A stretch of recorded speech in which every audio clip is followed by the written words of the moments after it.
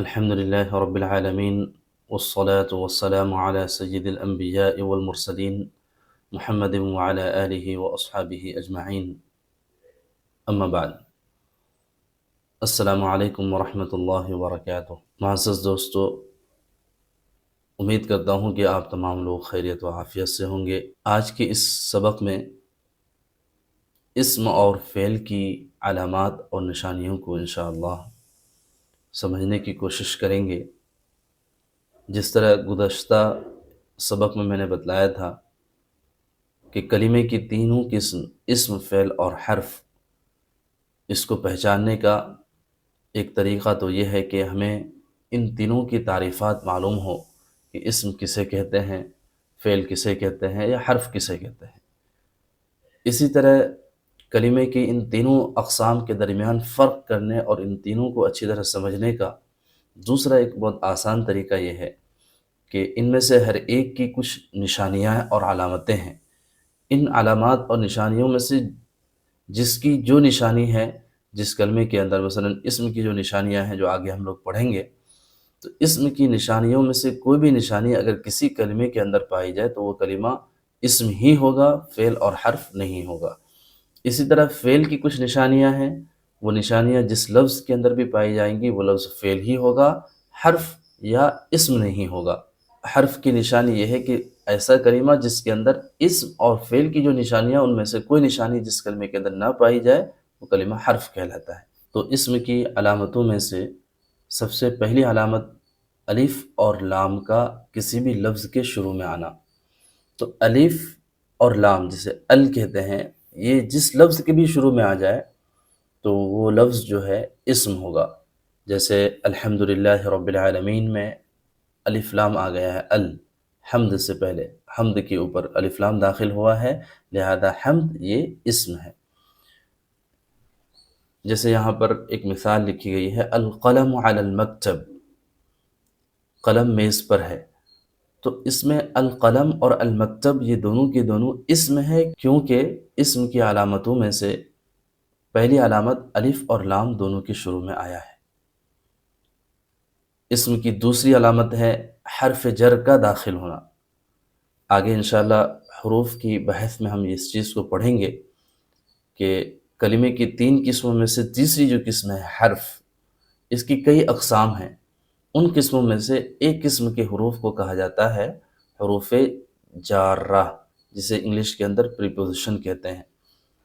یہ حروف ایسے ہوتے ہیں، ٹوٹل یہ 17 حروف ہیں، کہ جب بھی یہ کسی اسم کے شروع میں آئیں گے تو اس اسم کو زیر دیتے ہیں. ان تمام حروف کا کسی بھی لفظ کے شروع میں آنا، کسی لفظ پر داخل ہونا، یہ بھی اس بات کی علامت ہے کہ جس لفظ پر ان حروف میں سے کوئی بھی حرف آیا ہے وہ کلمہ اسم ہوگا، فعل نہیں ہوگا.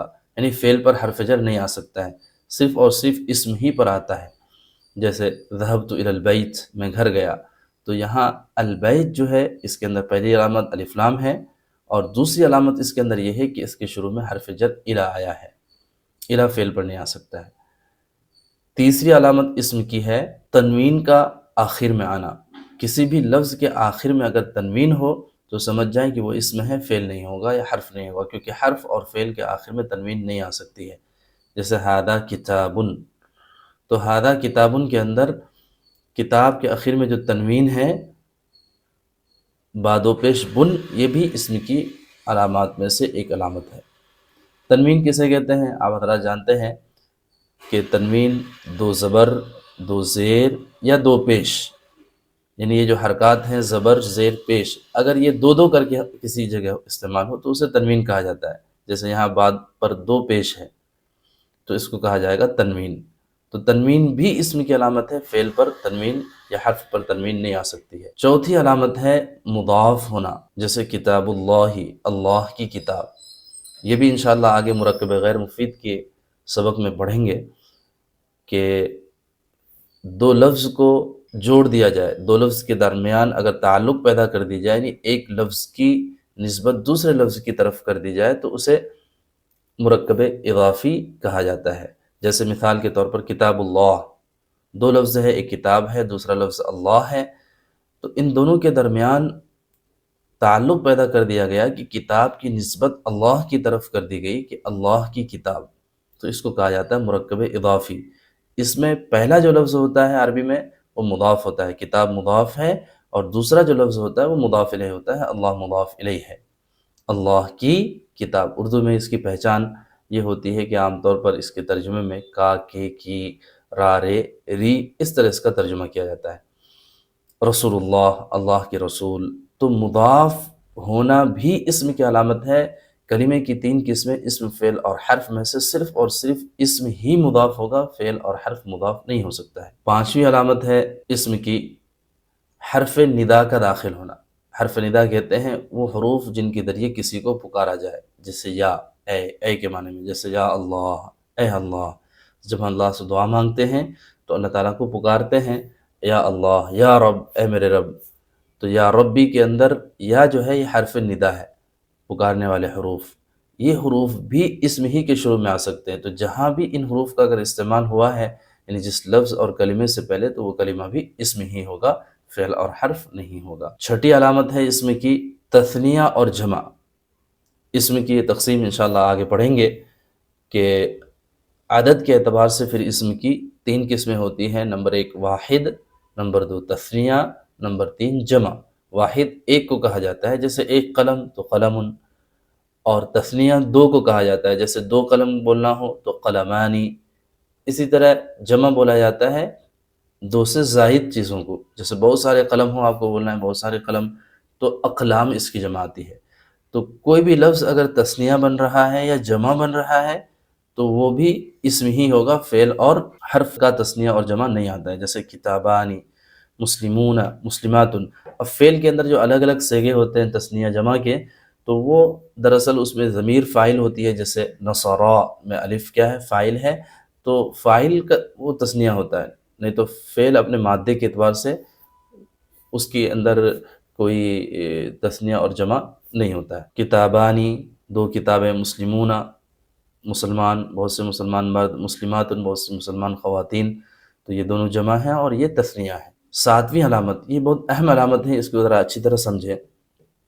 7ویں علامت یہ ہے اسم کی، ہدایت النحو کی عبارت ہے کہ وہ علامت الاسم ان یصح الاخبار عنہ وبہ، کہ اسم کی علامت یہ ہے کہ اس کے بارے میں خبر دینا یا اس کے ذریعے خبر دینا صحیح ہو۔ مطلب یہ ہے کہ جملوں کے اندر جو سبجیکٹ بنتا ہے، جس کے بارے میں کوئی خبر دی جاتی ہے، تو خبر بھی اسم ہی کے بارے میں دی جائے گی، فعل یا حرف کے بارے میں خبر نہیں دی جا سکتی ہے۔ مثال کے طور پر الکتاب مفید، ایک جملہ ہے، کتاب فائدہ مند ہے۔ اللہ غفور، اللہ بڑے معاف کرنے والے ہیں۔ تو الکتاب مفید کے اندر الکتاب اس جملے میں اور دوسرے جملے میں اللہ، یہ دونوں ایسا کلمہ ہیں کہ ان کے بارے میں یہاں خبر دی جا رہی ہے، یعنی یہ مبتدا بن رہے ہیں۔ یہ مبتدا بھی انشاءاللہ آگے پڑھیں گے ہم لوگ۔ اسم کی دیگر علامتوں کے ساتھ، جیسے ان دونوں کے اندر اسم کی علامتوں میں سے پہلی جو علامت ہے الف لام، یہ علامت ان دونوں کے اندر پائی جا رہی ہے۔ لیکن اس کے ساتھ ساتھ ایک دوسری علامت جو اس کے اندر ہے وہ ہے ان دونوں کا مبتدا بننا یہاں پر، یعنی ان دونوں کے بارے میں خبر دینا۔ کتاب کے بارے میں خبر دی جا رہی ہے کہ کتاب فائدہ مند ہے، اللہ کے بارے میں خبر دی جا رہی ہے کہ اللہ بڑے معاف کرنے والے ہیں۔ تو اخبار عنہ، جس کے بارے میں خبر دی جائے، وہ بھی الاخبار بھی، اس کے ذریعے سے خبر دی جائے، جیسے مفید اور غفور، یہ دونوں اخبار بھی ہے، یعنی کسی بھی لفظ کا خبر بننا، جسے انگلش میں پریڈیکیٹ کہتے ہیں آپ، تو یہ بھی اسم کی علامت ہے۔ مفید یہ خبر بن رہا ہے یہ لفظ، اور غفور یہ لفظ اس جملے کے اندر خبر بن رہا ہے، کہ دونوں کے ذریعے سے الکتاب کے بارے میں مفید کے ذریعے خبر دی جا رہی ہے کہ کتاب فائدہ مند ہے، اور غفور کے ذریعے اللہ کے بارے میں خبر دی جا رہی ہے کہ اللہ بڑے معاف کرنے والے ہیں۔ تو خلاصہ اس 7ویں علامت کا یہ ہوا کہ کسی بھی کلمے کا مبتدا یا خبر ہونا یہ بھی اسم کی نشانی، یعنی مبتدا اور خبر یہ دونوں اسم ہوں گے۔ فعل کی علامات، فعل جسے انگلش کے اندر ورب کہتے ہیں، فعل کی علامتوں میں سے پہلی علامت یہ ہے کہ اس کے شروع میں قد داخل ہو۔ تو جس لفظ سے پہلے بھی لفظ قد آئے گا تو آپ سمجھ جائیں کہ وہ فعل ہوگا، اسم یا حرف نہیں ہوگا۔ جیسے قد قامت الصلاۃ، نماز کھڑی ہو چکی ہے، یقیناً نماز کھڑی ہو چکی ہے۔ تو قد قامت الصلاح، قامت سے پہلے قد آیا تو قامت جو ہے یہ فعل ہوگا، اسم نہیں ہوگا۔ اسی طرح دوسری علامت فعل کی ہے حرف سین اور صوفہ کا داخل ہونا۔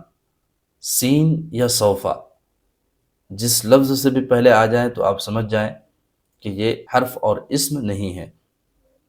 سین اور صوفہ یہ جب فعل مضارع پر داخل ہوتے ہیں، اور فعل مضارع پر جب یہ داخل ہو جاتے ہیں تو فعل مضارع کو پھر مستقبل کے معنی میں خاص کر دیتے ہیں دونوں حروف۔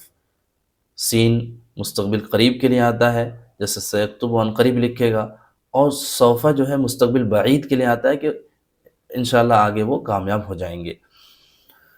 تو سین اور صوفہ کا داخل ہونا، جیسے مثال ہے یہاں پر سیکتب عن قریب وہ لکھے گا، سوف ینجح۔ اسی طرح تیسری علامت اس فعل کی ہے ضمیر فاعل کا داخل ہونا۔ یہ جو گردانیں ہیں فعل کی، مثال کے طور پر نصرہ کی جو گردان ہے آگے، نصرتا، نصرتما، نصرتم، نصرتی، نصرتما، نصرتن، نصرت، نصرنا، حاضر کے 6 صیغے اور متکلم کے 2 صیغے۔ اس میں جو اخیر میں تا، تما، تم، تی، تما، تننا، یہ جو الفاظ جو ہمیں دکھتے ہیں ان کو کہا جاتا ہے ضمیر، یہ ضمیر فاعل ہے۔ تو ضمیر فاعل بھی یہ فعل کی علامت ہے، یہ کبھی بھی اس طرح کی ضمیریں اسم کے ساتھ نہیں آئیں گی۔ جیسے نصرتو میں تو ضمیر فاعل ہے، تاپشتو جو ہے ضمیر فاعل ہے، نصرتا میں تا زبر تا ضمیر فاعل ہے۔ چوتھی علامت یہ ہے کہ کسی بھی لفظ کے شروع میں اگر لن، لم، لا، اسی طرح لما وغیرہ آئے، ان حروف جازمہ لم، لما، لام امر اور لائے نہیں جو ہے، یہ سب انشاءاللہ اصطلاحات ہیں، آگے پڑھیں گے ہم لوگ اگلے اسباق میں۔